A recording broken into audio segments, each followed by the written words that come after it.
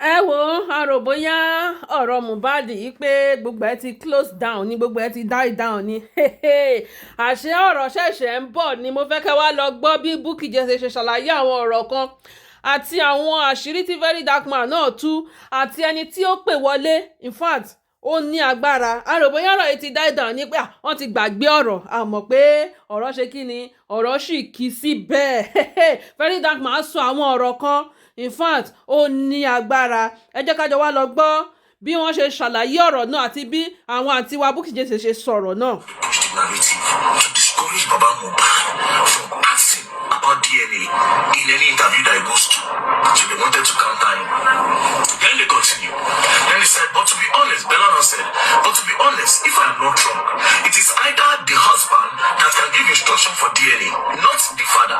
But now that the husband is no more, it is the wife that will do it willingly. I'm not sure the man even have the right. But like I said, make I the observe. Then Aloma said, that is why he's so sure it won't match his own. We continue. Then Bella now responded to what Aloma said, that they should do DNA for Baba Mohbad.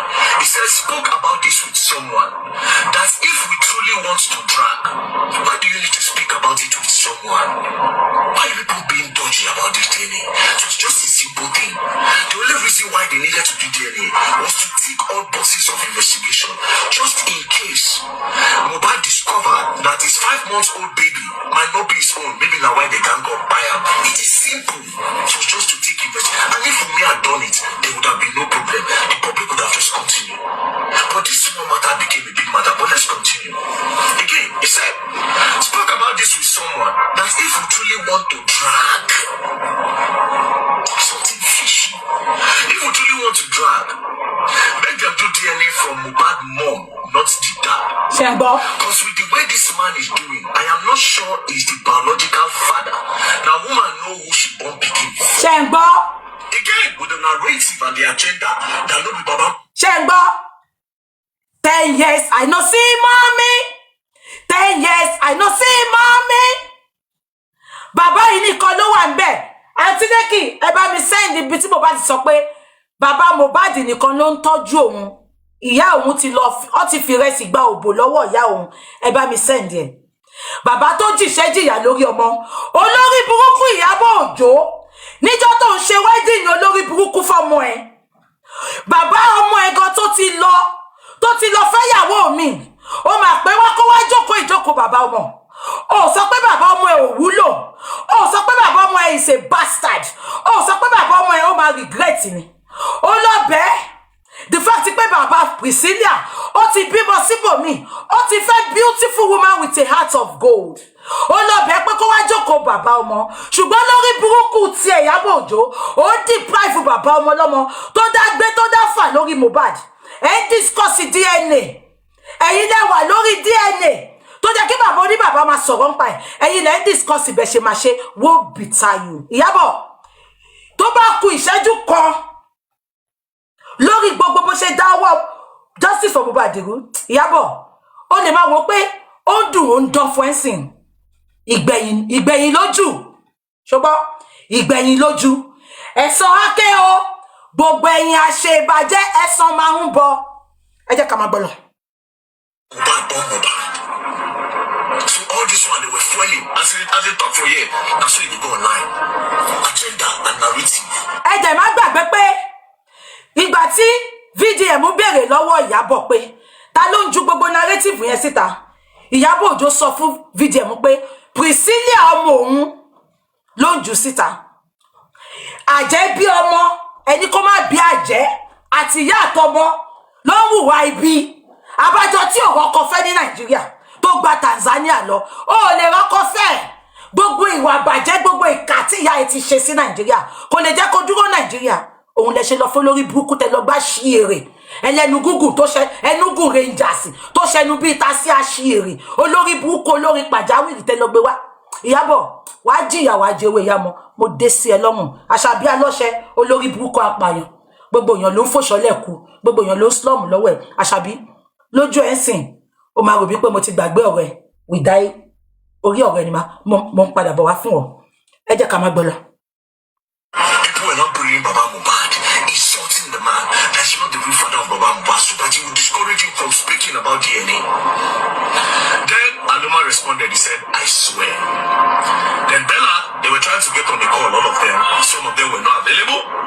Then Bella said, I am free now. I was in a meeting before. There's a new development concerning DNA. A new development. Meaning say they don't talk before, all of them, about the DNA. They don't plan something. There's a new development. But we continue. Going somewhere. There's a new development concerning DNA. So when we are all free, we can jump on the call. Thanks. Then some places sharp. Then Bella Sonada said, I am free anytime before 11. Then Dre DMW now shared something in the group. He says, breaking news. Court approved an order for Mohbad's wife, Wunmi, to receive notice of DNA test application through alternative means as she has been unreachable. So apparently, Baba Mohbad kept the pressure on. He went to the court and said the court should tell Wunmi to do DNA. The court now approved. When he was now trying to serve Wunmi, Wunmi was not reachable. He now went back to the court and told them that Wunmi is not reachable. The court now said you can serve her through alternative means within the jurisdiction of the law. Now, Jayla responded to that. Jayla responded. He now said, she should respond. What do you call it? She should respond to the court order. But my concern is, which blood then will use confirm the picking? I just hope it is not the man's own. Ṣẹ́gbọ́, wọ́n ní wọ́n fẹ́ ṣe DNA yẹn. Wọ́n ní Dre W tó ń tẹ̀lé Davido, ẹni tó bá ti kúrú náà ó máa wicked. Davido, I'm saying it with my full chest. Davido, I'm one of your biggest supporter. But I can see ìwà burúkú wà lọ́wọ́ ẹ̀, Davido. Ẹni tó bá ti kúrú náà á ní ìwà burúkú lọ́wọ́. Davido, you are evil. Call Dre W and ask him about what pa Mohbad. Because ìjọ́ tí Mohbad kú, Dre W ló sáré fún bàbá Mohbad ní 2 million. Ó ní Davido ní kó fún bàbá Mohbad kó lọ fi sin Mohbad. Kí ló dé tí Davido sáré fún Dre W ní 2 million pé kó sáré lọ sin Mohbad? Why? Dre W yẹn òun ni Davido yìí ń pọ̀n sẹ́yìn kiri lẹ́ni. Davido, gbogbo èèyàn tó bá ti so mọ́ ẹ ló máa ń kú. Kí lẹ fi òkú Mohbad ṣe, Davido? Gbogbo yín ni màmá call out. Ṣé ń gbọ́? Ẹ jẹ́ ká máa gbọ́ lọ. Dre W sọ nínú group chat yìí pé kí Wunmi lọ ṣe DNA yẹn, but kán má lo bàbá Mohbad tó bí Mohbad, ẹni kán má lo. So ẹ sọ fún mi, kí ni wọ́n cover? Ẹ jẹ́ ká máa gbọ́ lọ. You know Wunmi, bàbá Mohbad. Anything that concerns bàbá Mohbad make it work for some reason. Then they continue. Then Bella said, Mohbad mom cause na woman no get pikin. For some reason, this Bella kept on discouraging anything where go make this DNA be possible. But we continue. Then Dre now said, I no sure say woman blood go walk out. Now father blood they run through. Then Bella now said, now God go help them. Then Bella continue. Okay, let's say no be Mohbad dad said born Mohbad, and it is negative. What can happen? Hey, are you serious? Then he continued. He said, for the man head, it seems say in Pikin get billion somewhere. Rubbish. Because he had for DNA. But we continue. Then, Justova now posted something. Now said that, this is the caption. Said, Mr. Aloba don't go pay Scott someone on DNA for Wunmi Gates. This matter is not ending soon. Again, insult. ṣe ti pé Ìyábọ̀ Òjó ní gist lover. More insults. Ìyábọ̀ gbogbo nǹkan tó bá ti sọ́nu group wá lọ paste ẹ̀ sórí gist lover. Ẹ wá sọ fún mi pé Ìyábọ̀ ò ṣe gist lover. They start to bully him. Then they continue. Then Dr. Dike now said something. She said, can we just do this DNA and move on? Tonto Dike nìyẹn o. If you go to my previous video, I said, it is very, very possible. Dr. Dike might not be innocent of their narrative, but she's innocent to some extent, especially in this DNA part. And a lot of them in this group, not all, are innocent in this DNA part. So Dr. Dike said, can we just do a DNA and move on? Then Dre now said, exactly, but how do we get Mohbad's blood? How do we get Mohbad blood? Then Dr. Dike said, now them go know how to do it. Then Dre now said, because I don't see this man as Mohbad Papa. Ṣé ń gbọ́? Dre sọ pé I don't see Mohbad's father as Mohbad's father, but when Mohbad died, Dre yìí ló pe bàbá Mohbad tó ní kí bàbá Mohbad máa bọ̀ nílé. Dre yìí PA Davido òun ló fún bàbá Mohbad ní 2 million ipe Davido ní kó lọ fi sí Mohbad, ṣùgbọ́n Dre yìí ló sọnù evil group pé òun ò rí bàbá Mohbad as Mohbad's father just because of DNA. ẹ wo báwọn people ṣe ń push narrative, kò ní dá fún gbogbo yín. tó bá kù díẹ̀ báyìí gbogbo yín máa gbé ọmọ sí ni. Gbogbo ìnira tẹ fún bàbá yìí lórí just DNA gbogbo ẹ̀ ló máa dà sí yín lórí. Dre Ìyábọ̀ Òjó Tonto Dike Pastor Jerry call Tonto Dike where she will listen. That born again she's claiming, she needs to come and tell us what happened in the evil group. Ẹ jẹ́ ká máa gbọ́ lọ. Say man, when Sibualeli raised Mohbad, when Mama Mohbad leave Mohbad for this man is carpenter work, they crazy the boy. The boy became a star. When this boy became a star, one day this man came to his son's house and saw his son lying lifeless on the ground, without anybody telling him what I the boy. And the man started to ask questions to know what it might begin. When I started to bully the man, the blackmail him to the point where I say, no, but this man born this speaking. How evil can all of it be? But we continue. He said, because I don't see that man as Mohbad, Papa. Then Aloma said something that there's nothing this DNA can prove. Then Tonto Dike said, true. But it's becoming a very big problem. With this case, why not do it? The trainer said, you think so? After that, now to arrest the man if he continue the madness. Then they do the DNA test, that will now arrest the man. Then they fly with me, all this. Anyways, we continue. Then Aloma said, Dre, the only thing that this man needs is money. And the property where him think say Mohbad gets. He no say nothing there. This is a big lie. First of all, Mohbad get money with Malians. A lot of money with Malians. And also, Mohbad get money for immunization. Because from this whole chart, back of the chart, I see when Belash mother kept on saying Mohbad no get anything. It is a lie. Olórí burúkú ó fẹ́ gbà ní. Olóṣì ẹlẹ́nu asín. All the royalty where they go. We are coming to that very soon. Justice for Mohbad, the real one now. Yeah. Everything where big boy property, we go talk about. All the money, they go talk about. But let's continue. They now said, Mohbad, the man think say Mohbad get anything, no say nothing there. The Belashmona now said, God bless you for this, my brother. And now went further to say, make them do the DNA. Since they said it is only the dad that they can use. And if it turns out to be negative, let it be. If it turns out to be negative, like if they discover say, no be Mohbad get picking, let it be. But anyways, let's continue. And now went further to say, anybody that comes online and say rubbish about the real father, make them arrest them until they provide proof. I'll read again. Make them do the DNA. Make them do the DNA. Since they said it is only the dad that they can use. So if it turns out to be negative, then let it be. They can't let it be. Simple. And I said anybody that comes online and say rubbish about the real father. Abajo, check connect it out here. Anybody that comes online to say rubbish about the real father, that is Papa Lolo's real father, let them arrest them and bring the proof. Say them what lo talk pé oba esine arrest gbogbo yan. So tani baba baby, who is the real father? Because as far as the public is concerned, Papa Lolo's real father is dead, which is Mohbad. But Dre is now saying that anybody that comes online to talk about the real father, let them arrest them until they bring proof.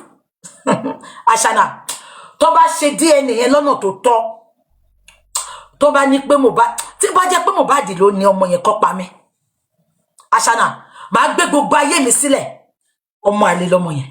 Mohbad kọ́ ló lọ́mọ yẹn. Mohbad kọ́ ló lọ́mọ. Ẹ jẹ́ ká máa gbọ́ lọ. The real father. Gbogbo ayé mọ̀ pé Mohbad ni.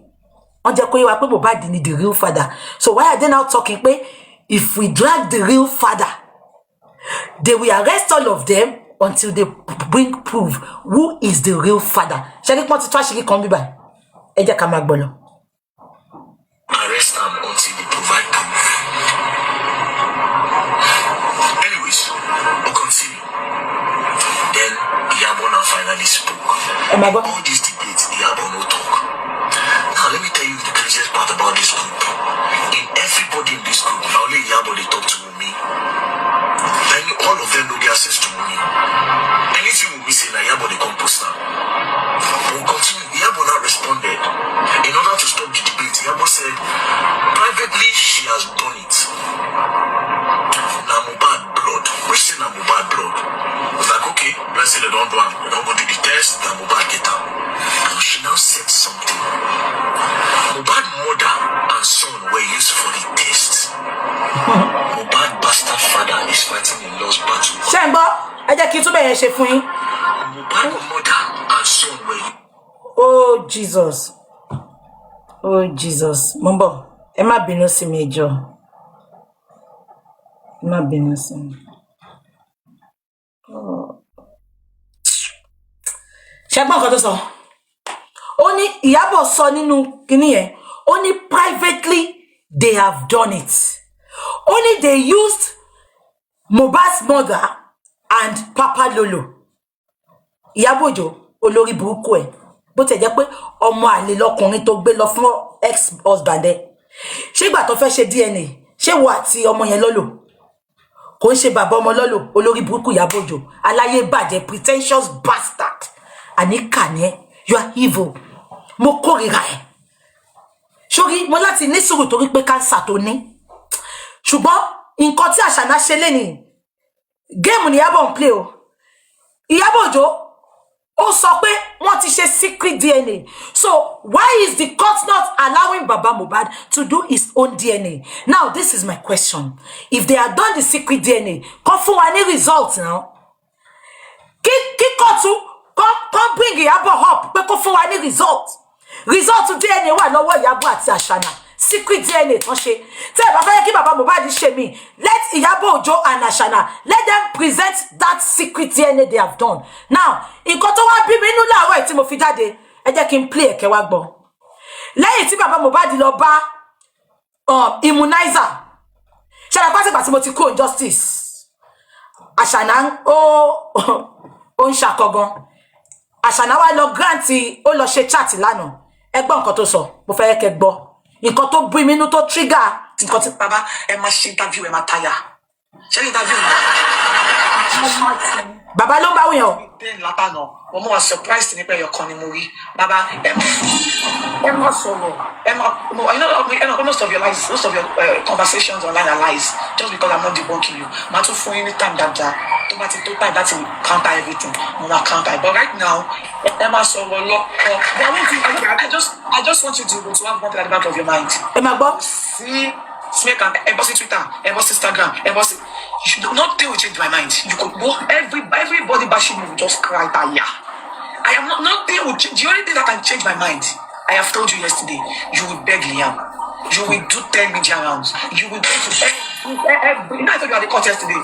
You will do every newspaper publication to apologize to this boy from all the because you know at the back of your mind.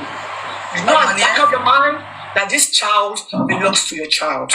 But just because of what you wanted, which can never happen as far as there is law that protects a child. Shebo, only you know this boy at the back of your mind, is an effrontery for me.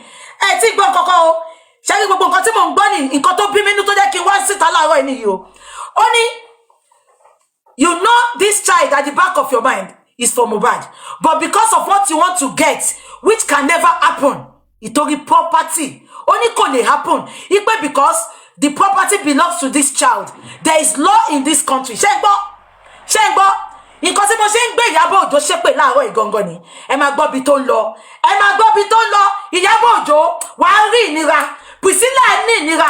Kò sí bó ṣe lè pẹ́ tó nílé Juma Jux. Á ní ìnira. Á rí ìpọ́njú. Gbogbo nǹkan tó mójú bàbá yìí rí. Á rí. Ìyábọ̀ Òjó. Màá máa gbé ẹ ṣépè lójoojúmọ́ ni. Àdàbí.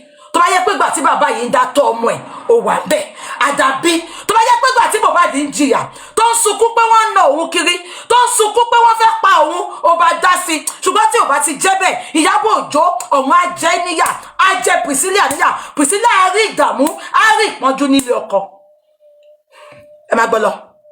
Interest of a child, it will never happen. The only way to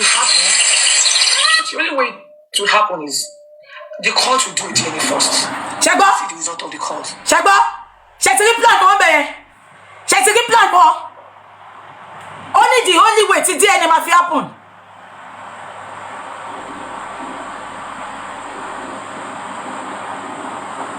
Ṣẹ́gbọ́ nǹkan tó sọ. Only the only way tí DNA máa fi happen ni pé the court will do the DNA first. Ṣé ti rí nǹkan tó dẹ̀ ń ṣe fún bàbá yìí gangan nìyẹn? Wọ́n ní court ló máa ṣe DNA yẹn. Ṣé rí pé géèmù ọ àṣírí ti tún bí báyìí? Ṣẹ́gbọ́ nǹkan tó sọ. Only the only time tí DNA máa ṣẹlẹ̀ ni pé the court will do the DNA first, which is nǹkan tó conclude nsìn. Ipe kí bàbá má ṣe DNA mọ́, kí Wùnmí má ṣe DNA mọ́, ipe kí court nìkan ṣe. Ṣé rí pàṣírí wọn tún bí báyìí? Ṣé rí pé ó tú? Ẹ jẹ́ ká máa gbọ́ lọ ẹ̀ tí ì gbọ́ nǹkan kan o. Then maybe after signing that you apologize to Liam in 10 different stations, 10 newspaper for all you have made him go through, all the lies that you have said on him. So you have Ṣé ń gbọ́?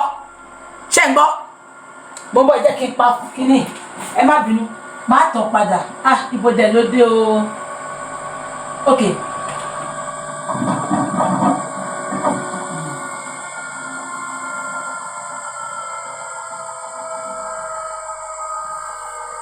Ẹ má bínú. Washing machine yẹn ń disturb. So mo ti pause ẹ̀. Ṣé ń gbọ́? Ẹ gbọ́ nǹkan tó sọ. Ó ní lẹ́yìn tí kóòtù bá ṣe DNA wọn tán. Ó ní bàbá Mohbad wá lọ sí 10 newspapers, wọ́n lọ sí 10 TV stations, wọ́n lọ máa apologize káàkiri. Ṣé ń gbọ́? Ṣé ń gbọ́? Ẹ jẹ́ ká máa gbọ́ lọ. Gbogbo yẹn máa gbọ́.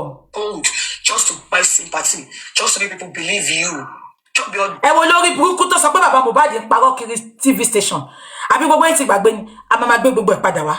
Olórí burúkú tó máa ṣán kú mọ́jú mọ̀kẹ́ lójú yìí. Ó ní bàbá Mohbad ń parọ́. Ta ló lọ sáà rice tó sọ pé bàbá Mohbad wọ́n gbé Papa Lolo sínú nylon bag? Ta ló lọ sí TV station tó sọ pé Mohbad kú sí hospital tí Ìyábọ̀ bọ́ síta tó sọ pé inú ilé ni Mohbad kú sí? Àbọ̀ ọmọ ti gbàgbé pé òun gangan ló nírọ́ ni? Ọmọ ti gbàgbé pé òun gangan ló ní manipulator ni? Ẹ jọ̀ọ́ ẹ ṣàánú mi, ibo ni gbogbo yín wà? Ẹ gbà mí, ẹ rà mí padà. Ó ní bàbá Mohbad ń parọ́. Abẹ́ ti gbàgbé ni? Olórí burúkú ọmọ yìí tó ní bàbá Mohbad tó sọ ẹ jẹ́ ká máa gbọ́ lọ. But which you know at the back of your mind that you are here to publicize that you have maligned this innocent boy, you have done the unthinkable to him just because of your own selfish interest. But one thing I'm going to do is that with or without you, I will do DNA. And once it is done, I would want you to go out there to defend my child. You know what? In all of this, I will keep proving to each and every one of you that I'm the mother of my child. And I will say to each and every one of you that do not like me, emulate one of these for my character. Stand on your 10 toes. Do not let bullies make you surrender. Do not let social media propaganda, smear campaign, hate from different people, curses from different people make you do what you don't want to do. Stand on your ground. Because that is one thing that has shaped me so far. And you know what? I am so glad that they did all they did to me. Because I really do not have what is it called? I really do not have the mind to face media to do what I am doing. It is what they have done to me that even made me want to go into acting. Because now I am bold. I am Shegbo. It is what they have done to me that made me to go into acting. Shegbo olórí burúkú yìí. Shegbo plan tó wà tí Ìyábọ̀ ṣe. Now let me tell you what is going to happen. Ìyábọ̀ fẹ́ gbé wá sí UK. Ṣé pé Ìyábọ̀ sọ pé ó fẹ́ wá ṣe premiere ní UK. Ìyábọ̀ fẹ́ gbé òun àtọmọ ẹ̀ wá sí UK. Ẹ jọ̀ọ́ ṣé olórí burúkú yìí ṣó ṣe tíátà rí? Ìyábọ̀ Òjó mọ̀ọ́mọ̀ lọ mú sínú tíátà. Ṣé gbọ́? Ó ní torí inú tíátà tí Ìyábọ̀ Òjó mọ̀ òun sí, ó wá fóun ní boldness. Olórí burúkú Ìyábọ̀ yìí. Ìyábọ̀ mọ̀ nǹkan tó ń ṣe. Ìyábọ̀ Òjó. Priscilla ó máa rí ìdààmú nílé ọkọ. Priscilla kò ní nísìmí nílé ọkọ. The fact pé ẹ ń bọ́ síta wá present fake life sórí social media. Ìyábọ̀ Òjó gbogbo ìwà burúkú tó support lọ́dọ̀ ọmọ yìí. Wọ́n ní èèyàn pa èèyàn. Okay, a ti gbọ́ pé òun kọ́ ló pa Ìyábọ̀ Òjó. ìjọba wa fi jọ́kọ̀ béèrè lọ́wọ́ ọmọ ẹ̀ because Àṣànà jẹ́ kó yé wa pé hospital ni Mohbad kú sí ṣùgbọ́n Ìyábọ̀ ò bọ́ta ó nínú ilé ni Mohbad kú sí nǹkan tó mú ẹ tó fi sọ fún wa pé nínú ilé ni Mohbad kú sí there is a lot of things tọmọ ẹ máa ti sọ fún ẹ tó bá ti mọ̀ VDM dẹ̀ sọ and I quote VDM sọ pé Ìyábọ̀ Òjó ló manipulate justice Ìyábọ̀ Òjó ló da justice rú Ìyábọ̀ Òjó what do you know about this justice they ní ìwọ̀n sí ọmọ wo bí ọmọ yìí ṣe ń sọ̀rọ̀ ó nítorí gbogbo nǹkan tó ṣe fóun ó nítorí ẹ̀ ló jẹ́ kóun wọnú tíátà Ìyábọ̀ Òjó Wùnmí ò ń ṣe tíátà olórí burúkú ẹ ó fi àwọn ọmọ tó mọ eré ṣe ó fi wọ́n sílẹ̀ ó mọ̀ọ́mọ̀ lọ fi Wùnmí sí because you are a controversial lady ó fẹ́ yẹ kí fíìmù ẹ lọ olórí burúkú wọ́n sọ pé owó ni ó ta 108 owó tó ní fi ṣe nǹkan rẹ ẹ̀yin onírò olórí burúkú mélòó làwọn tó wà ní Nàìjíríà gan tó sọ pé èèyàn 108 million ti wọ̀ ẹ́ olórí burúkú àṣìírè fíìmù Amẹ́ríkà tó lọ jí kó sórí gbogbo àwọn tó surrounded mama attack ìsìn Fúnkẹ́ Àjẹgbá Mohabudu Àjẹgbá Ìtàgíwá Àjẹgbá gbogbo àwọn olórí burúkú tó support ẹ tó ń béèrè lọ́wọ́ ẹ pé jẹ́ kí bàbá Mohbad lọ ṣe DNA tẹ ṣe ń kọ́ olórí burúkú tó ń tó díkẹ́ àṣìírè àjẹ́ olórí àwọn àjẹ́ tó ń tó díkẹ́ olórí burúkú àjẹ́ gbogbo yín lè máa sọ nǹkan tẹ ṣe nínú DNA ẹ máa gbọ́ lọ. And I have a mind of my own. So Baba, you will do interview. You will do like all Jude before May 5th. I will still stand on my own. Except you are ready to do the needful. You will beg my child. Baba, you will beg me now. Not because of anything, but because you have done the worst to a child. You have done what a godfather is not supposed to do for a child because of money. You've made a whole lot of people sin just because of the lies that you have told on my child and on myself. And I'm not even trying to. Now, kill for my infantry. Most of you people justice bẹ́ẹ̀ tí Mohbad kú. Ìyábọ̀ was not in town. Ìyábọ̀ was out of the country. Priscilla àti Àṣànà ni ọ̀rẹ́ because Priscilla àti ọmọ Ìyábọ̀ ọkùnrin ọmọ ló ń fagbó nílé Naira Marley ṣe rántí tí Ìyábọ̀ sọ pé wọ́n ṣe forceful entries fún Priscilla tó sọ pé wọ́n force ọmọ òun náà ọkùnrin kò mugbó ṣe rántí ibẹ̀ ni Àṣànà ti mọ Priscilla so Ìyábọ̀ mọ nǹkan tó ṣẹlẹ̀ ṣó ń gbọ́ ṣe rántí pé Ìyábọ̀ travel but Àṣànà lọ bá Priscilla ìgbà tí wàhálà yẹn ṣẹlẹ̀ ó ní kó bóun bá Ìyábọ̀ Òjó sọ̀rọ̀ kó wá gba òun ipe because àṣírí ti fẹ́ tú òun ló mú Ìyábọ̀ ìgbà tí VDM béèrè lọ́wọ́ ẹ̀ pé ta ló ń ju gbogbo irọ́ yẹn síta gbogbo fídíò tẹ́ ẹ manipulate public ta ló ń ju síta ṣe rántí Ìyábọ̀ sọ pé Priscilla Òjó òun ló ń ju gbogbo cut and join video yẹn síta ṣe rántí because Ìyábọ̀ Òjó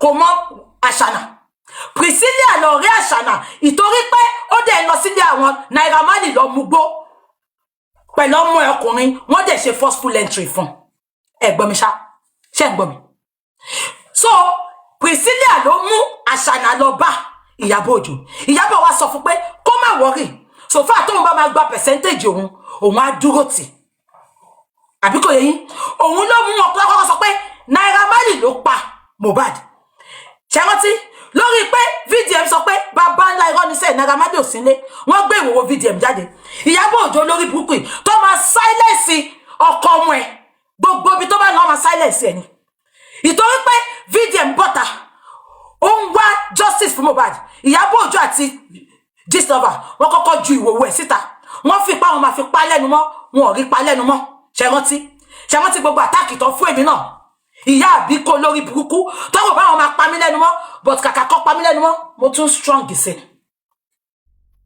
abẹ́ ẹ̀gbọ́n mi wọ́n ju òwò síta wọ́n rí pé kò sọ̀rọ̀ wọ́n rí pé na VDM ò dákẹ́ wọ́n tún ní kọ́ lọ gbé VDM wọ́n lọ fọlọ́pàá arrest ẹ̀ tó díke àtolórí burúkú ọmọ tó sọ pé pásítọ̀ kan dóhun yẹn àti Ìyábọ̀ Òjó wọ́n tún lọ fọlọ́pàá gbé wọ́n tún rí pé bọ̀bọ̀ yìí ò dákẹ́ abẹ́ ẹ̀gbọ́n mi so olórí burúkú ọmọ yẹn sì wá sọ pé òun ti ní confidence láti act movie ṣe actress nẹ́ni ṣebí tó rówó tó fún Ìyábọ̀ owó dá padà ó dẹ̀ gbé sínú film láti fún ẹ ní confidence ẹ̀ òun ṣe actress Ìyábọ̀ ní àwọn ọmọ tó ti ń tẹ̀lé tó ti ń worship ẹ̀ látijọ́ ìtọ́mẹrẹ ṣe kò fi wọ́n sínú eré lọ́wọ́ acting attitude ẹ nínú eré yẹn you couldn't even look at the camera you have no confidence olórí burúkú guilt will always go after you Ashana.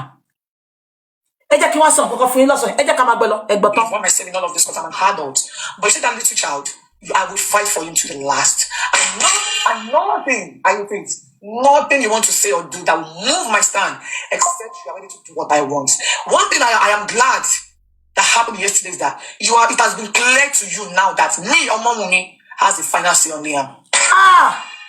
Ṣé gbọ́ nílùú tó lọ́ba tó níjòyè ṣé gbọ́ bẹ́ẹ̀ ṣá ó nínú òun dùn pé bàbá Mohbad ti mọ̀ lánàá ní kóòtù pé òun lòun ní final say lórí Papa Lolo ṣé rí nǹkan tó ń ṣe fún bàbá yìí gbogbo yín tẹ̀ ń wò mí láàárọ̀ yìí ẹ̀yin abiyamọ mo bẹ̀ yín ni ẹ gbàgbé nǹkan tí bàbá Mohbad ti ṣe fún yín mi ní kẹ́ dáwó ẹ má dáwó kankan ẹ jọ̀ọ́ nítorí Ọlọ́run mi ní kẹ́ dáwó ṣùgbọ́n ẹ jọ̀ọ́ ẹ bá mi tag VDM ẹ bá mi tag VDM ẹ bá mi lọ bombard VDM ẹ jọ̀ọ́ mo bẹ̀ yín ni ẹ bá mi tag Immunizer mo ti sọ fún Immunizer náà lánàá kóun náà lọ inbox VDM gbogbo òṣì tí Immunizer ń bọ́ síta tó sọ pé ó ń pe Mario tí ń dóhùn mí òbò ni Wùnmí fi ń support gbogbo ọkùnrin tó ń support ẹ Immunizer gbàgbé fi Mario sílẹ̀ òun àti Wùnmí tí ń dóra wọn please Immunizer instead of you calling Mario go into VDM's inbox Immunizer gbogbo ẹ̀yin tẹ́ ń wò mí lọ́sàn yìí mo bẹ̀ yín ní ẹjọ́ ọmọ ní kú mọ́ yín lórí mi mọ̀ Mohbad rí the fact pé kò sí nǹkan tán tí fojú mi rí no justice for Mohbad even bàbá Mohbad gangan even mú ìwà ṣùgbọ́n for me to come back fídíò ohun mi gangan ló jẹ́ kí n padà wá lọ́sàn yìí òun ló jẹ́ kí n wá ṣe show yìí mo ti sọ pé mo ti wẹ ọwọ́ mi nínú justice ṣùgbọ́n mo wá ń gbọ́ bí ọmọ yìí ṣe ń sọ̀rọ̀ bí ọmọ yìí ṣe ń ṣe ẹgbọ́n nǹkan tó sọ ó nínú òun dùn pé òun lòun ní final say lórí DNA nínú tó lọ́ba tó níjòyè gbogbo civilized world tí mo mọ̀ láyé mi ṣe ń gbọ́ mi gbogbo civilized world tó bá léyàn kú lè ní DNA pẹ̀lú nǹkan tó máa ṣe because kí ni interior motive tó wà lẹ́yìn ikú ẹni yẹn ṣọ́mọ àlè lọ gbé wá fún ẹni tó bá lọ́mọ ṣe ń gbọ́ mi DNA is number 1 on the list ìdá bọ̀bọ̀ yẹn ló lọ́mọ o ìdá carbon copy ni o ní civilized world nílùú tó ní ọba tó ní ìjòyè DNA pẹ̀lú investigation ibi tẹ́tí máa mọ̀ pé àwọn pípọ̀ ìmọ̀ nǹkan tó ń ṣe pé Ashana ló pa Mohbad crime scene for good gbogbo throughout official investigation wọ́n seal up crime scene wọ́n arrest àwọn tó wà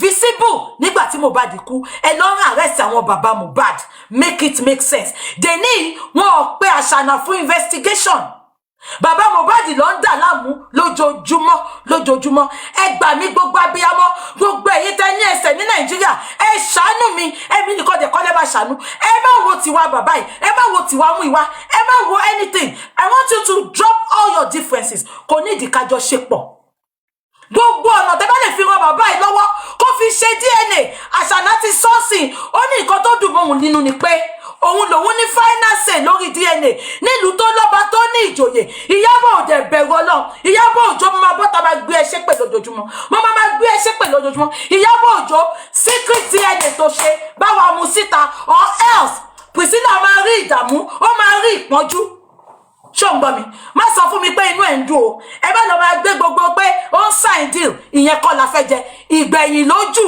ẹ̀san máa ké gbogbo àṣebàjẹ́ ẹ̀san ń bọ̀ olórí burúkú Ìyábọ̀ Òjó olórí burúkú olòṣì aláyé bàjẹ́ ṣebí èyí tó ń talẹ̀ náà ẹ ti gbé lọ fún Ashana ìyẹn náà ń dún Ashana gbogbo yín mo bẹ̀ yín ni mi ní kẹ́ dáwó bàbá má kàn túlẹ̀ má dáwó sí o ṣùgbọ́n ẹjọ́ VDM kò ní ìdí owó wa VDM máa ṣe díẹ̀ nìyẹn a bá wa gbé ẹjọ́ lọ fún new inspector general tó wà l'Abuja Uncle Túndé Dìísù dádì mi mo bẹ̀ yín ni sà ẹjọ́ ẹ gbà wá kẹ́ra wá kalẹ̀ ẹjọ́ sà bẹ̀ yín Uncle Túndé Dìísù ẹ ṣàánú wa DNA ní kẹ́kọ̀ọ́ fún bàbá yìí even tí ọmọ Yorùbá ń ṣọmọ Mohbad kọ́ máa kó gbogbo ẹ̀ lọ bàbá ò ní ìdí ẹ̀ DNA ní bàbá yìí ń bèrè because ìgbà tí Mohbad kú kò sí Ashana wá pa láti cover DNA Ìyábọ̀ Òjó ti ṣe secret DNA kí ló dé tó ń deprive bàbá Mohbad kó má ṣe DNA ẹ wo bí Ashana ṣe sọ̀rọ̀ Ashana ní the only DNA tó máa gbé ọmọlẹ̀ fún ní DNA court bàbá yìí dẹ̀ sọ́nà pé court sọ pé òun nìkan lòun máa ṣe DNA ṣe pé gbogbo plan wọn ó ti ń jọra wọn ṣe ti rí ẹ jẹ́ ká máa gbọ́ lọ. You see that all of this propaganda, at the end of the day, the Lord will take its course. With or without you, I am doing the DNA of Liam. Not because of anything, but just because I'm not even trying to prove anything to anybody. I'm really trying to prove to my child. I'm sure I'm showing so many reasons not to ever associate with you as a person, because you like I can't even trust him with one of his slippers with you, not all of the entire body of my child, because you have proved to me and you will do anything to make sure that you are unalive him. Or you know what? Ọmọ tó máa ṣọkọ ẹ lójú, ọmọ tó máa ṣọkọ mọ́ ẹ lójú, ọmọ tó máa ṣọkọ mọ́ ẹ lójú, ọmọ tó máa fọwọ́ ẹ gbé sin abẹ́gbọ́. Ó ní tọmọ yẹn bá súnmọ́ bàbá Mohbad, ó ní bàbá Mohbad máa pa ọmọ yẹn. Kí lè tọ́lọ́ ní sùúrù báyìí náà? Kí lè tó jẹ́ pé nǹkan máa ti ń bàjẹ́ kọ́lọ́hun tó ṣe ìdájọ́ náà? Ẹjọ́ mo ní di pastor kó wá àbí àfáà kó wá ṣàlàyé nǹkan tó ṣe máa ń rí bẹ́ẹ̀ fún mi. Kí lè tí nǹkan máa ti ń bàjẹ́ kọ́lọ́hun tó ṣe ìdájọ́? Ṣó jẹ́ kọ́mọ yìí máa ní ẹnu ọ̀rọ̀? Ẹ sọ fún mi. Ṣó jẹ́ kọ́mọ yìí máa ní ẹnu ọ̀rọ̀? Ẹ gbọ́ ni nílùú tó lọ́ba tó níjòyè. Ó ní bàbá Mohbad ní ó lòun ní final say. Ìwọ tó wà ń bẹ̀ tó ní Mohbad ń bleed profusely. Mohbad dénúlé wọ́n ráṣọ ẹ̀jẹ̀. Mohbad ẹ pé bàbá Mohbad, ẹ̀yin kọ́ lẹ pé bàbá o.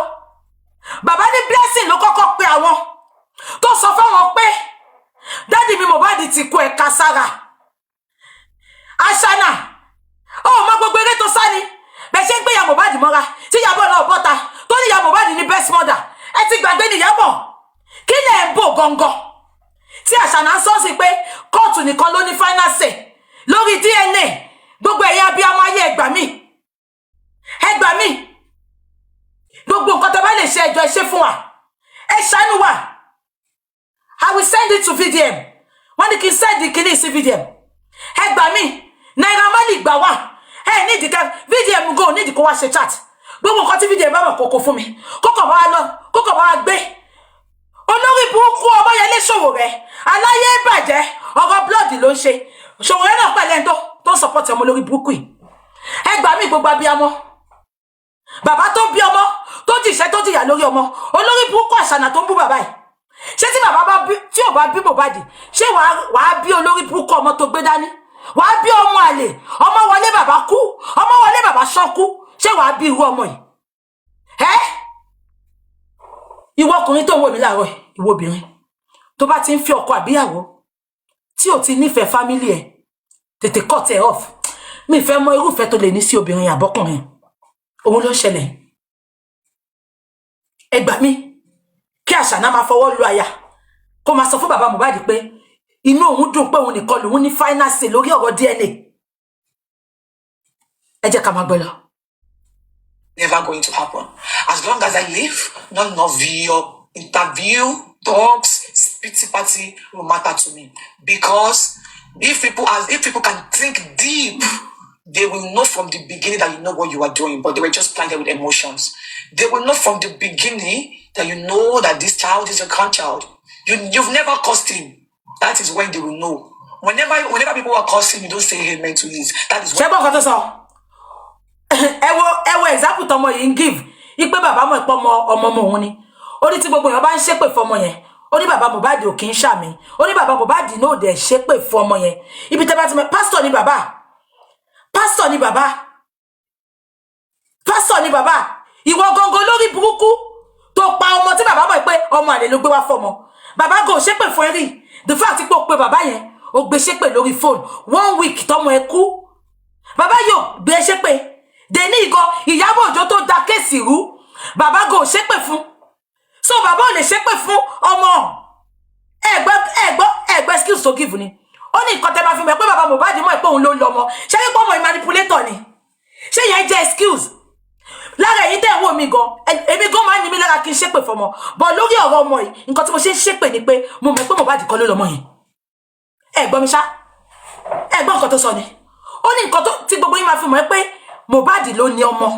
Ó ní bàbá Mohbad ò ṣépè fọmọ yẹn rí. Ó ní ẹ̀dẹ̀ rí pé gbogbo ibi tó ti ń ṣépè fọmọ yẹn bàbá Mohbad ò kì í ṣàmì. Ìwọ gangan tó gbé bàbá ṣépè ní second week tọmọ yẹn kú. Ṣé bàbá gbé ṣépè? Ṣé bàbá Mohbad èmi máa sọ tèmi fún yín o bàbá Mohbad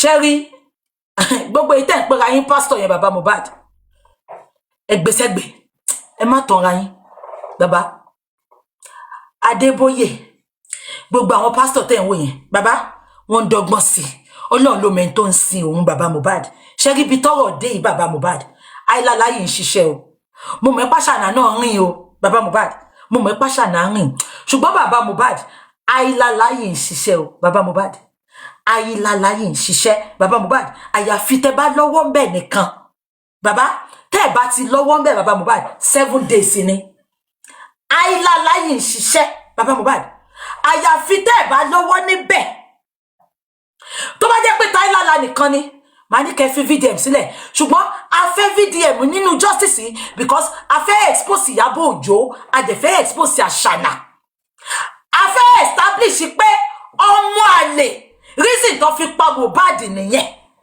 ṣé ń gbọ́ mi ṣá bàbá Mohbad tàbá ṣe wá justice lọ́dọ̀ VDM bàbá àìlàlá yìí ń ṣiṣẹ́ bàbá gbogbo nǹkan tẹ́ wá ṣe lórí social media yìí ó ń dùn mí because ẹ yẹ kí n sọ kankan Ọlọ́run máa ń gbàdúrà Ọlọ́run dẹ̀ máa ń gbẹ ẹ̀san tí ẹ̀san Ọlọ́run gan bá dé unfortunately wọ́n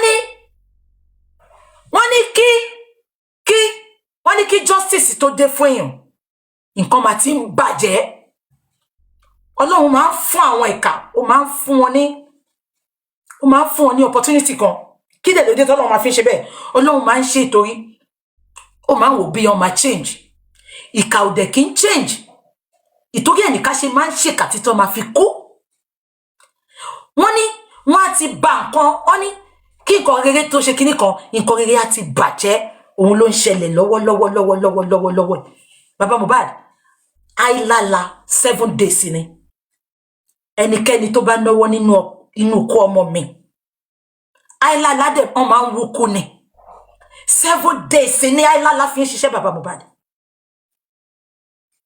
àti àìlàlá àti VDM la máa lò lọ́tẹ̀ ẹ má dáwó fún bàbá Mohbad o ẹ má dáwó tá bá lọ bá VDM mo mọ̀ pé bàbá Mohbad ti lọ bá VDM rí I know sudden quietness of VDM I don't know the reason sudden quietness of Naira Marley I don't know the reason Naira Marley if not for people like us if not for the public Naira Marley ẹjọ́ tí ò ń ṣe tiẹ̀ Ìyábọ̀ Òjó ti gbé ikú lé ẹ lórí pé wọ́n ló pa Mohbad àwa yìí la dúró tán àwa yìí la kì í ṣe olórí burúkú bitter single mother tá mọ̀ pé wọ́n kọ́ ló pa Mohbad àwa là ń ronú outside the box tá jà fún ẹ̀mí Naira Marley wàá wá ro ọjọ́ kan tí gbogbo wa yìí dúró fún ẹ wàá fi continue láti gba justice fún Mohbad Naira Marley please Naira Marley wọ́n pé ìwọ gan ó síbẹ̀ ṣùgbọ́n àwọn abiyamọ kan wọ́n dúró fún ẹ wọ́n gba justice fún ẹ pé Ìyábọ̀ ò ní gbé ikú Naira Marley sí ẹ lórí Ìyábọ̀ Òjó Naira Marley VDM it is in this Mohbad case I know you have always been a straightforward non-judgmental activist VDM I plead to you I beg you with mommy's beg I beg you with everything you cherish in your life VDM I'm begging you with all the strength in me VDM please VDM it is not Baba Mohbad you are helping it is the world it is the public it is this girl that is telling Baba Mohbad that Baba Mohbad should go to the public to beg the bastard she brought to Mohbad's family Baba Mohbad should go out to beg VDM, you are not doing it for Baba Mohbad. You are doing it for Mohbad. And you are doing it for your fans, for the public. Please, VDM, get justice for this boy. I beg you, VDM. I plead to you. I beg you, VDM. I'm using all the strength. I'm begging you, VDM. Please, put body. VDM, Joe. Konse Baba Mohbad lo fẹ́ ṣe fún. And VDM, if you are not doing it, if you don't want to support this man, if you don't want to get justice for him, can you come and give us the reason? Please. You are always giving us reason for not joining something. Please, if you give us the reason, we will respect your excuse. VDM, please, you are the only one. Even Immunizer cannot do what you will do. Immunizer will only use his platform to establish what is happening. VDM manowo. VDM make sure pé kò sí àgàbàgebè. Àbí kò yé yín. Kí ni Ìyábọ̀ ti lọ bá VDM sọ? Kí ni Naira Marley ti bá VDM sọ? Ẹ bá wa tag VDM. Ẹ dẹ̀ máa bá wa tag Davido.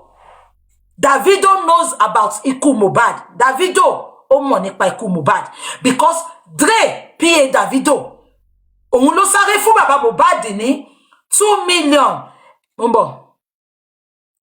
Mo ti block ìwọ. Òun ló fún bàbá Mohbad ní 2 million.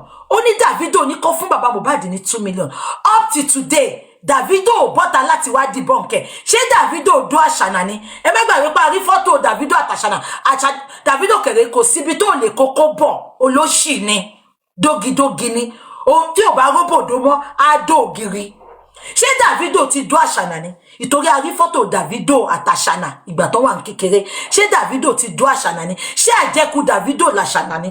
Ṣé Dre ti do àṣànà ni? Kí ló dé tó ń cover àṣànà? Gbogbo wa la gbọ́ nínú secret WhatsApp group yẹn. Tó manipulate tó sọ pé bàbá Mohbad kan ló lọ́mọ. This is Dre, PA Davido. Òun ló kó 2 million fún bàbá pé kó lọ fi sí ọmọ. Ipe Davido ní kó kó fún. Dre yẹn ló tún wá sọnù WhatsApp group pé bàbá Mohbad kan ló ní ọmọ. Make it make sense. Ẹ má gbọ́ lọ. They will know. But you know, because people were blinded with emotions, they allowed you to continue. And which I'm not angry about. But now we are at the final destination. You will prove it if you have the right over Liam. And Baba, you won't do this with me. This one, and you know what? You see all these ugly bloggers that you're going to. They cannot do it. Move, go very well. I want you to go start doing the LTV. Now, what is it called? All this PR that you were doing before, I want you to start. Now, like I will prove it to you over and over and over again that all of these things you're doing will not affect me. You know what? What the court asked you to do with me, beg me. If you're not going back to that, we will be in this battle for 20 years. I'm still here. Sheba? One thing that I love and I am glad. Sheba, only what did the court tell you to do for me? The court said you should beg me.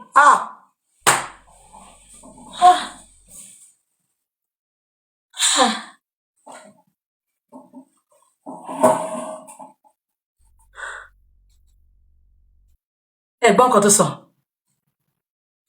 what did the court tell you to do for me? The court tell you to beg me.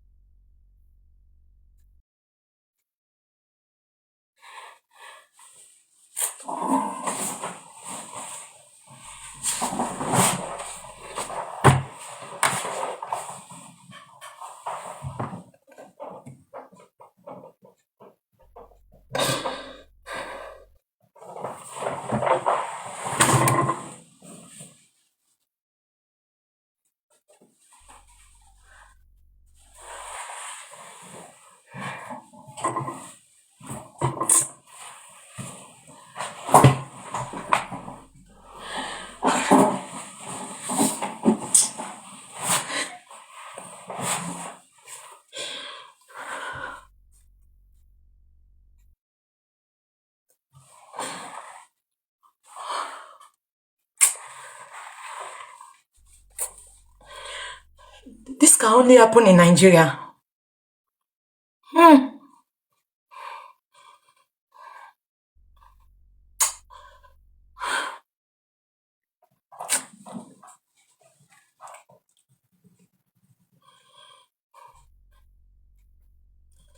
This can only happen in Nigeria. It is an audacity for me. The court said, until you beg me. This is a lady tó jẹ́ pé gbà tí Mohbad kú.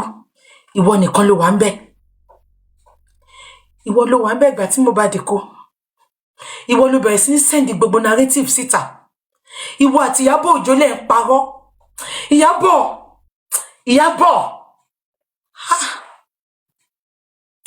Ìyábọ̀ tí ò bá bọ́ síta wá sọ nǹkan tí ó ṣẹlẹ̀ nínú secret WhatsApp group. Ìyábọ̀, Priscilla ò ní nísinmi nílé ọkọ. Kò sí bí Priscilla ṣe lè pẹ́ tó, ó máa rí ìdààmú, ó máa rí ìnira. Bó ṣe pa Mohbad, wọ́n á wá pa Juma Jux bẹ́ẹ̀. Wọ́n á gbé òkú Juma Jux, wọ́n á gbé wá fún Priscilla.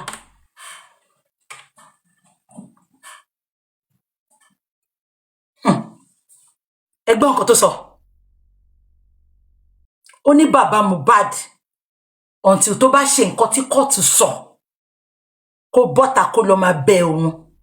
Bàbá, kàkà kílẹ̀ kú bàbá Mohbad, ilẹ̀ àṣà. Bàbá, tó bá wá jẹ́ bẹ́ẹ̀ ló máa gbẹ̀yìn sí TVDM ò support wa. Bàbá, ẹ lọ sí ọmọ yín. Bàbá, kàkà kílẹ̀ kú ilẹ̀ àṣà. Tó bá jẹ́ lórí ọmọ àlè tí Àṣànà bí ni bàbá máa fi bẹ́ẹ̀ Àṣànà tí wà tí court àti Ìyábọ̀ Òjó tẹ́jẹ̀ mọ́ ẹ pé ọmọ tó gbé dání kò ń ṣe ọmọ Mohbad because nínú WhatsApp group wọ́n sọ. PA Davido sọ. Ó ní anybody tó bá dragi bàbá Liam ó ní kọ́ máa arrest wọn, kọ́ ní kọ́ mú proof wá. Ó dẹ̀ ṣẹlẹ̀ lóòótọ́ àbí kò ṣẹlẹ̀? Gbogbo àwọn tó ṣe justice pátá ní Nàìjíríà ló bẹ̀rẹ̀ sí ní mú. Èmi tí mo wà bíbá igan mo sọ fún yín pọ́wọ́ wáyé wà ní court àbí mo sọ fún yín ó ṣẹlẹ̀. Ẹ jẹ́ ká máa gbọ́ lọ. Ẹ gbọ́ nǹkan tó sọ. Ní ìwọ tó pa ọmọ, ìwọ tó jẹ́ pé Ìyábọ̀ Òjó sọ fún gbogbo ayé pé inú ilé ni Naira Marley kú sí. Sorry, Naira Marley ò ní kú ikú kankan bí kò ṣe yíyẹ. Ìwọ tó jẹ́ pé Ìyábọ̀ Òjó sọ fún wa pé inú ilé ni Mohbad kú sí, ṣùgbọ́n Àṣànà lọ sí gbogbo TV station ó ní Mohbad died in the hospital. Àṣànà, kí ló ń bò? Àṣànà, wá sọ fún wa nǹkan tó ń bò. Àṣànà, wá sọ fún wa nǹkan tó ń bò tó fi ń parọ́ oríṣiríṣi. Ó sọ pé wọ́n gbé Mohbad, wọ́n gbé bọ̀ láti hospital, wọ́n gbé sórí ọ̀kadà ẹni tó ti kú. Nínú mọ́tò, Mohbad is dead. Dẹ̀ ní àárí gbogbo àwọn boys yẹn. Ìgbà tó máa ṣe, Priscilla bẹ̀rẹ̀ sí ní ju fídíò ìgbéyàwó, fídíò traditional wedding tó yẹ pé bàbá oníbàbá débẹ̀ ẹgbẹ́ fìlà sí lórí. I'm always telling you, ikú tó pa Mohbad, it was orchestrated, it was planned. It was pre-planned. Àṣànà, tó bá dúró pé bàbá Mohbad máa bẹ̀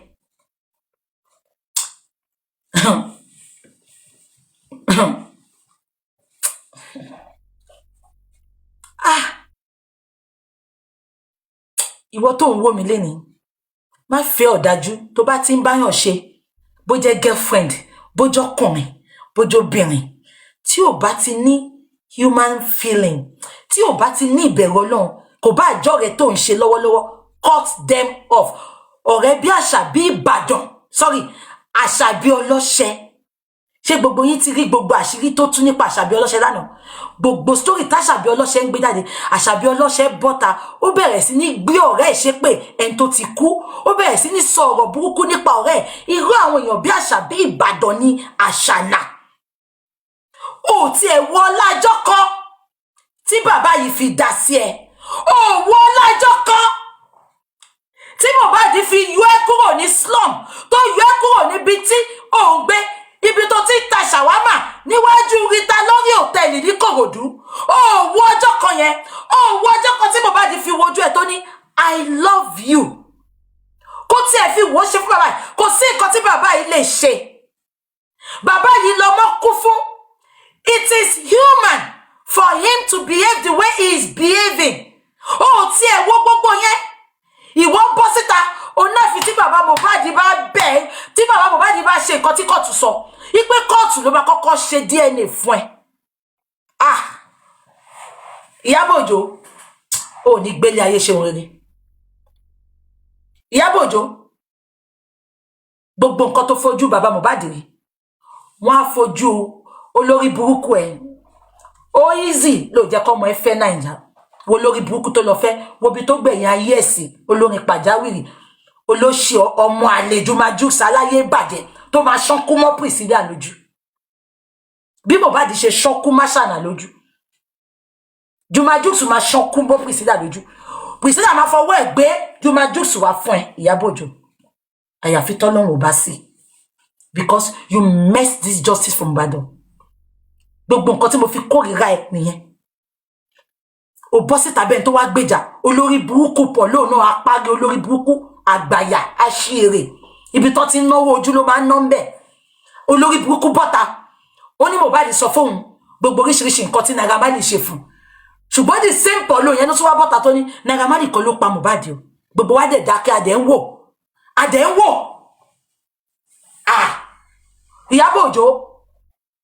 Ìyábọ̀ Òjó Festus irú ọmọ bí Àṣànà ló bá fẹ́ o ẹ bá máa ṣàmì Ìyábọ̀ Òjó Àṣànà dá sí ẹ ó ṣe jẹ́ kó Festus Ìyábọ̀ Òjó ṣe bó sọ pé Àṣànà dá sí ẹ jẹ́ kó fẹ́ Festus ṣùgbọ́n tó bá wá fẹ́ Festus Ìyábọ̀ Òjó sórí ọmọ bí Àṣànà òun ni Festus máa fẹ́ o sórí ìyàwó tí Festus máa fẹ́ ó máa gbé ọmọ àlè wá fún Festus tó bá wá gbé ọmọ àlè wá fún á tún wá pa Festus mọ́ ẹ lójú máa wá wo orújà tó fẹ́ jà mo sọ ó gba gbogbo ẹnu mi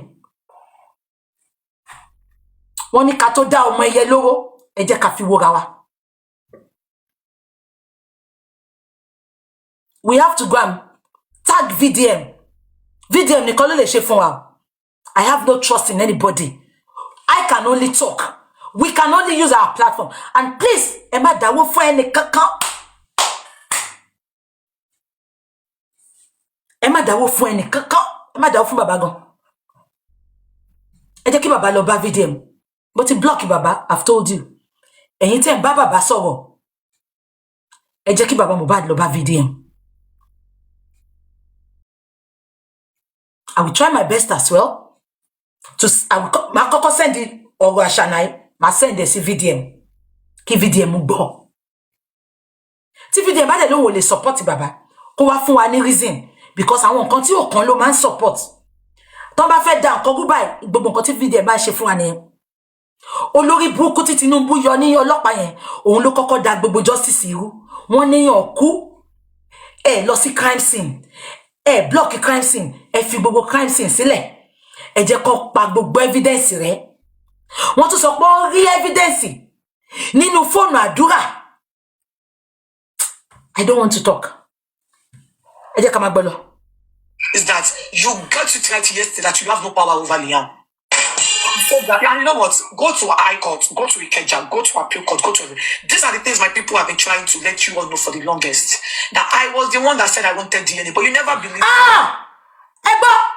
Ẹgbọ́ ọ̀kan tó lórí burúkú sọ ó lóhun lòun sọ pé òun fẹ́ DNA ẹgbà mi gbogbo yín tẹ̀ ń wò mí bàbá Mohbad ló sọ ọmọ yìí máa ń parọ́ ṣá ẹ̀yin ọkùnrin wo lẹ ń fẹ́ onírọ́nà bí ìyá àbíkú ẹ̀yin ọkùnrin ẹgbọ́ ọ̀kan tó sọ ó ní I was the one that said I want DNA ẹgbọ́ ni ó lóhun lòun ayé mi o Sister Comfy tẹ bá ń wò mí ẹ bá mi sẹ́yìn ibi tọ́mọ etí ń sunkún pọ̀ òun máa lọ wa àti Neki tẹ bá ń wò mí ẹ bá mi send ibi tọ́mọ etí sunkún pọ̀ òun lè ṣe DNA ẹ bá mi send ẹ̀ kí n sáré play fáwọn èèyàn. I hope it is started and I hope the truth has been established now. I wanted this DNA. If I had said no from the beginning, we would not move an inch. I wanted this. That's all. And I am so glad that I was the one that wanted this DNA. And you know, with all the propaganda, you know when you guys did that fake publishing like the last time, saying the hospital that it should be me choose fake, which is a lie. I never said anything. No, my mama said I would have posted all of those things. I want you to enjoy. Because all of those things is just, they will type, keep out the they will type, interview, they will do. I cannot stop people. I don't feel tell me mono ni mako, o de shema ko. Yeah, o ni ko. Àwọn wo ló fẹ́ kó. Kini ko family. Ṣé ń gbọ́, òun máa ṣì kó wọn. Ṣé gbọ́, nílùú tó lọ́ba tó níjòyè. Not to avoid all of this. Baba shaking your money, what do you want? Let me bring this child to you for this DNA. He's your grandchild. You say ẹ gbọ́, ó lóun pé bàbá pé ṣé kó òun gbé ọmọ wá fún DNA. Àti Neki tẹ́ bá ń wò mí, ẹ bá mi send ibi tọ́mọ etí ń sunkún pé òun ò ṣe DNA. Ẹ bá mi send ẹ̀ ká play fáwọn èèyàn. No, you were screaming property. While all of these things was happening, you were going online screaming DNA and you never discussed it with me. And a whole lot of people think you discussed this with me, Emini Musa, just because I wasn't talking. You were screaming DNA, and I was the one running after you with calls. Baba, they can share DNA. Don't it like that outside. Only behind the camera. Olu pe baba je ka ṣe DNA. Ọmọ yìí máa ń parọ́. Gbọ́ mi ṣá. Only even behind the court. Olu ní baba je ka ṣe DNA yìí. Ẹ gbà mí ẹ̀yin tẹ́ ń wò mí. Ẹ̀yin wo lẹ ń fẹ́ àwọn obìnrin tó máa ń parọ́ iná. Àwọn bí ìyá àbíkú. Ẹ̀yin wo lẹ ń fẹ́ àwọn bí ìyá àbíkú. Ẹ̀yin wo lẹ ń fẹ́ àwọn obìnrin. Kí obìnrin má lè sọ tọ̀rọ̀. Ìwọ tó ń sá kiri. Ṣebí inú secret WhatsApp group yẹn ẹgbọ́n tó sọ pé wọ́n lọ fún ní lẹ́tà gan ó ń sá kiri. Lẹ́tà kó wá ṣe DNA tó ń sá kiri ẹ ti gbàgbé ni. Ìwọ sọ pé wọ́n lọ sọ pé ó fẹ́ DNA. Ẹ jẹ́ ká máa gbọ́. Family issues that they are dealing with. Let's do this as a family. You never said. Ti rí ohun tí a mú wá fún wa lénìí. Ẹ bá wa like, ẹ bá wa share, ẹ bá wa subscribe sí Orí Òjíṣẹ́ TV. Ẹ bá wa tẹ notification bell so that a bá tún mú àwọn àkọ̀tun wá fún wa. Ẹ̀yin lẹ́ kọ́kọ́ máa rí. Títí di ìgbà tá ò tún máa pàdé lórí Òjíṣẹ́ TV. Ó dàbọ̀.